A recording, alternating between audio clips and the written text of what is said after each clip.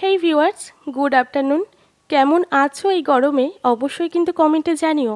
দেখো, গরমের মধ্যে চুল বাঁধাটা যে কী বিরক্তকর কাজ, সেটা আমি কি করে বোঝাই তোমাদের। তার উপরে হাজব্যান্ডের আবদার, চলো আজ একটু বেরিয়ে আসি বাজার থেকে। দেখো, রেডি হয়ে গেছি যথারীতি। এইদিকে কিন্তু আমার হাজব্যান্ড আমার একদম উল্টো। মানে ওর ছবি তুলতে প্রচণ্ড ভালোবাসে, প্রচণ্ড পরিমাণে। তোমরা সেটা দেখেই বুঝতে পারছো। তো এত গরমের জন্য না, সত্যি কথা কোথাও বেরোতে ভালো লাগে না। বলতে বলতে এত পরিমাণে ঘেমে গেছি, তোমাদের আর কি বলবো। চলো, হাজব্যান্ডের ঘাড়ে চড়ে যাওয়া যাক বাজারের দিকেই। আজকে না বাজারে গিয়েই চলে গেছিলাম মায়ের মন্দিরে। এটা আমাদের এখানে খুব জাগ্রত একটা মায়ের মন্দির, গরিবপুরের মন্দির নামেও পরিচিত। মানে তোমরা গরিবপুরের মায়ের মন্দির নামে চিনবে। এই মন্দিরটা এত জাগ্রত, তোমাদেরকে তার একটা নমুনা দেখাবো, চলো।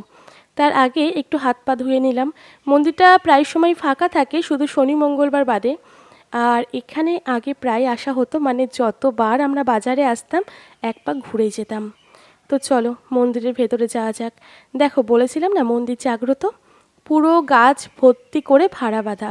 শুধু গাছ কেন, পুরো গ্রিল, মানে মন্দিরের যে গ্রিল ওইগুলোও বাদ দেওয়া হয়নি, ওটাতেও ভরি ভরি করে ভাড়া বাঁধা।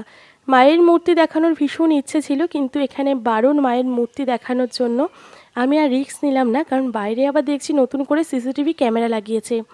চলো, মাকে তো প্রণাম করা হলো, এবার বাজারের বাকি কাজগুলো করা যাক।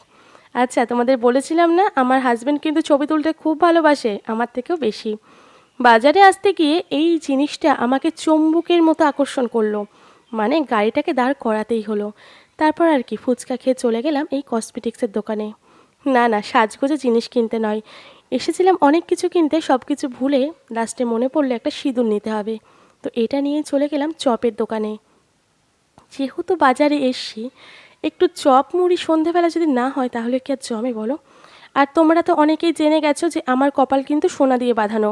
তার জন্য যখনই হাজব্যান্ডের বাইকে চড়ি, হয় বাইকে তেল থাকবে না, নাই বাইকের চাকার হাওয়া থাকবে না, নাই কোনো না কোনো সমস্যা। তো চলো, সমস্যা তো চলবেই। আজকের ব্লগটা এই পর্যন্তই, টাটা।